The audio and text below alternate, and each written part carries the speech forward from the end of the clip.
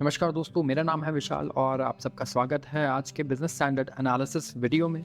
इस वीडियो में हम डिकोड करेंगे कुछ बढ़िया बिजनेस स्टैंडर्ड के आर्टिकल्स बिल्कुल ही सिंपल भाषा में। शुरुआत करते हैं पहले आर्टिकल से। पहला आर्टिकल कहता है कि जैगवार लैंड रोवर इन्वेस्ट करने वाला है 3 बिलियन पाउंड्स FY 2026 तक और टाटा मोटर्स DVR ने हिट किया है 300 का मार्क। तो इसमें हम दो बढ़िया चीज़ें सीखने वाले हैं इस आर्टिकल से। सबसे पहले जैगवार लैंड रोवर किसकी कंपनी है? टाटा मोटर्स की। इससे पहले इसे फोर्ड ओन करता था और इसके पहले और काफ़ी ओनर्स रह चुके हैं और बहुत ही पुरानी कंपनी, एक आइकॉनिक कंपनी है, आइकॉनिक ब्रांड रहा है। अब ये टारगेट कर रहा है revenue of 30 billion pounds by FY 26। एक इन्वेस्टर प्रेजेंटेशन दिया है इन्होंने और कहा है कि हम 30 बिलियन पाउंड्स का एक्सपेक्टेशन है हमारा रेवेन्यू का। और ये SUVs बनाते हैं, जैसे आपने सुना होगा range rover, defender, discovery, land rover brand से, और जैगवार की भी लग्जरी कार्स आती हैं। और काफ़ी अच्छा इन्होंने प्रोजेक्शन दिया है जो थोड़ा सा कह सकते हैं शॉकिंग है इन्वेस्टर्स के लिए, सरप्राइजिंग।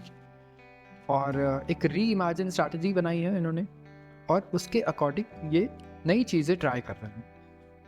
तो ये कंपनी को कौन ओन करता है? इसकी पेरेंट कंपनी कौन है? ये है टाटा मोटर्स। दूसरी न्यूज़ है shares of Tata Motors DVR। DVR का फुल फॉर्म कितने लोगों को पता है और क्या डिफरेंस होता है एक DVR में एक नॉर्मल शेयर? तो मैं आपको बता दूं, DVR का मतलब होता है differential voting rights. Differential voting rights का मतलब आप वैसे ही समझ होंगे कि अलग वोटिंग राइट्स। तो अगर आप एक शेयर खरीदते हैं किसी कंपनी का तो आपको उसके शेयर पे, एक शेयर पे वोटिंग राइट मिलता है कि आप उनके AGM को अटेंड करके अपनी वोट्स दे सकते हैं किसी भी डिसीजन पर, किसी भी कंपनी के इंपॉर्टेंट डिसीजन पर। DVR में ऐसा होता है कि ये एक अलग शेयर है।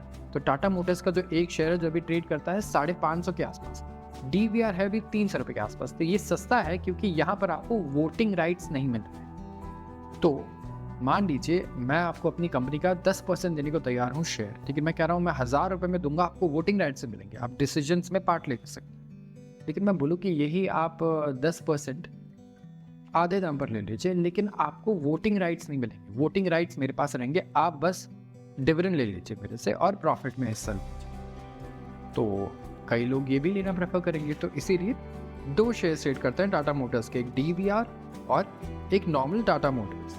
आते हैं अगले आर्टिकल पर। यह है इंडिया के रिटेल इन्फ्लेशन डेटा के बारे में। बहुत ही इंपॉर्टेंट डेटा है ये हर इंसान के लिए पूरे भारत में। क्यों?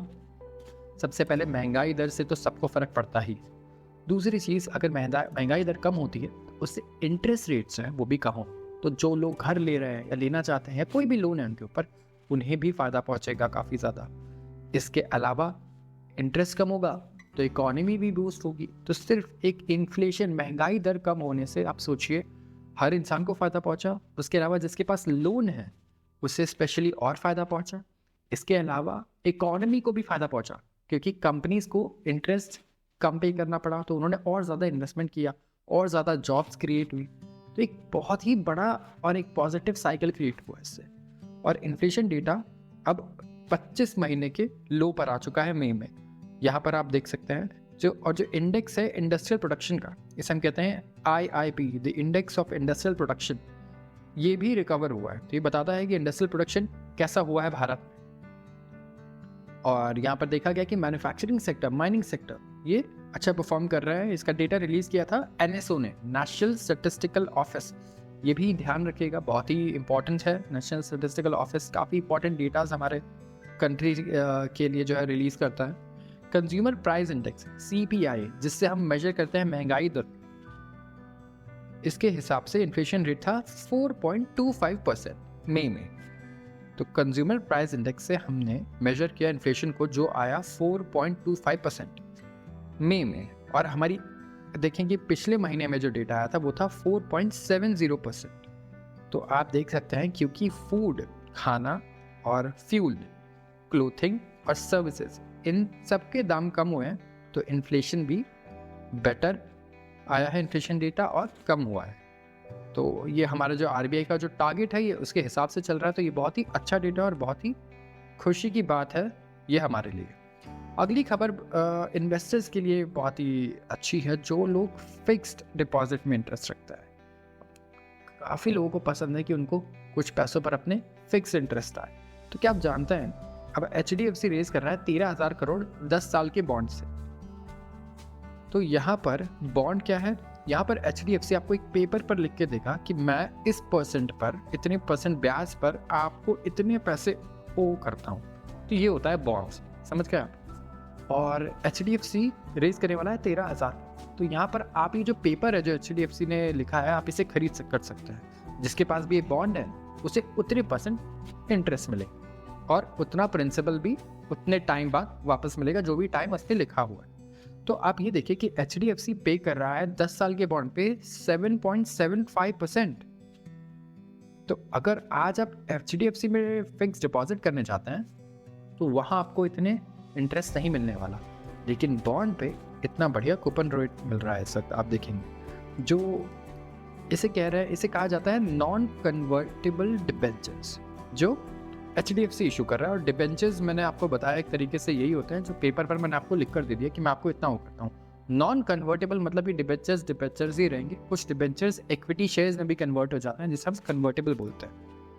और इस तरीके से अगर आप रिसर्च करें तो आप और अच्छे बॉन्ड्स देख सकते हैं। अच्छे बॉन्ड्स कौन से होंगे, देखिए HDFC बहुत ही फेमस ब्रांड है इंडिया में, बहुत इंपॉर्टेंट है कंट्री के लिए, तो ऑफकोर्स वो सेफ होगा। लेकिन अगर आपको सेफ्टी देखनी है तो आप देख सकते हैं क्रिसिल ने रेट किया है इस नॉन कन्वर्टेबल डिबेंचर्स को AAA स्टेबल। और जो क्रेडिट रेटिंग एजेंसीज हैं ये इस तरीके से रेट करती है अलग अलग बॉन्ड्स को, और जितना ज़्यादा बेटर रेटिंग होगा इनका एक्चुअली जो इंटरेस्ट रेट है इस पर ये भी कम होगा, क्योंकि ये ज़्यादा सेफ होंगे। तो आप इन सब के रेटिंग्स देख सकते हैं, और रेटिंग्स और इनका कूपन रेट देख सकते हैं। कूपन रेट मतलब जो ब्याज आपको उस पर मिलना है, और ये देखकर डिसाइड कर सकते हैं कि क्या आपको यहाँ FD से ज़्यादा रिटर्न मिल रहा है। और चाहें तो आप ये बॉन्ड में निवेश कर सकते हैं, और आपको कुछ अलग नहीं करना, आप अपने डीमैट अकाउंट को ही यूज़ कर सकते हैं और ये बॉन्ड्स में इन्वेस्टमेंट कर सकते हैं। तो आज के लिए बस इतना ही। अगर आपको ये वीडियो पसंद आई हो तो ज़रूर इसे लाइक करिएगा और अपने दोस्तों के साथ शेयर करिएगा। धन्यवाद।